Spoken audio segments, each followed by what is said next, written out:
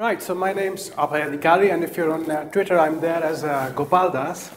What I'm going to do today is just introduce an idea that I've been working on for 2 years, which is if you take all of the internet and you combine it with an act of individual reflection, reflective practice, what you create for yourself is a digital identity.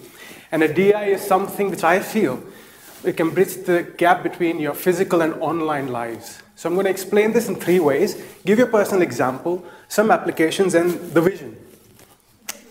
So, personal example for me, when they were talking about Britishness about 2 years ago when the elections were happening.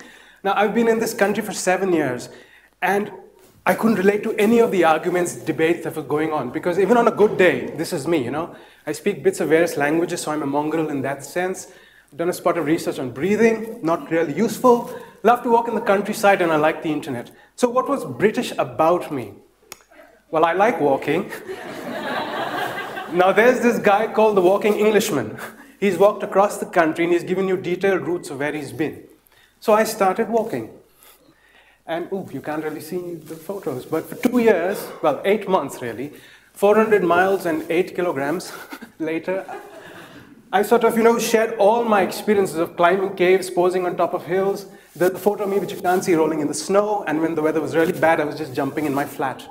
And what happened was the countryside became a landscape of experiences and memories. That's how I got my sense of belonging. Oh, now you see it. And this is just one example. It was a very hysterical day. I started from York and ended up in Bishop Wilton. It's a long distance, yeah? So I put that out on Twitter. I was jumping off a cliff.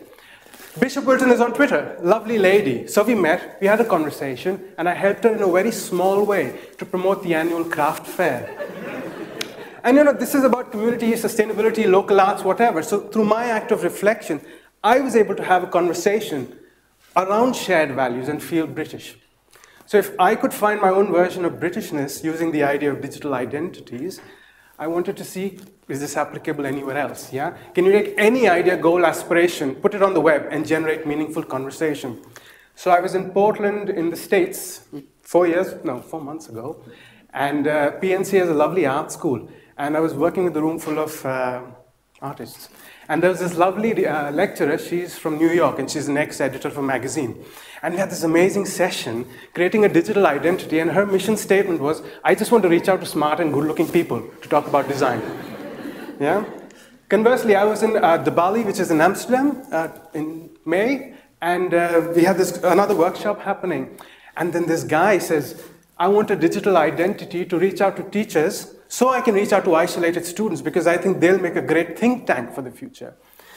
And, in our very own Selby, I was Selby's great, working with this guy who's been branded as a potential NEET, which I think is a terrible way to categorize someone. And we were just trying to find the best possible course in bricklaying. So, the thing is, the vision, the World Wide Web is a space for any conversation. Anything can happen, and once you put your content out there, you can make any connection. So the internet, social media, and all of that blah is, okay, it's bendy, flexible, adaptable, transient. What you should train people or educate people about is help them to define the context of the information that they're putting out there. And that comes through, being aware of your hopes, aspirations, goals, and that's how you create a digital identity. And then you create your own universe of conversations. So that idea has become something called digital footprints now, which I run. I have associates, I have student interns, which is really awesome. And what we're trying to do is promote the use of reflection as a route into digital literacy. So I'm working with universities, not-for-profit organizations. So yeah, you'll get the operational skills, which is what people think digital literacy is about. But you also need to build communication skills. What do students say when they're online? You need to raise aspirations, and you need to embed empathy so that people can have the right conversations and respond to each other. I'm also very good at nagging. So in a couple of weeks, I'm off to London, then New Delhi, Copenhagen, and fingers crossed, I'm off to Tokyo as well to do workshops and sort of develop curriculum. Because, I want to create digital identities in as many different cultural contexts as possible. So thank you very much.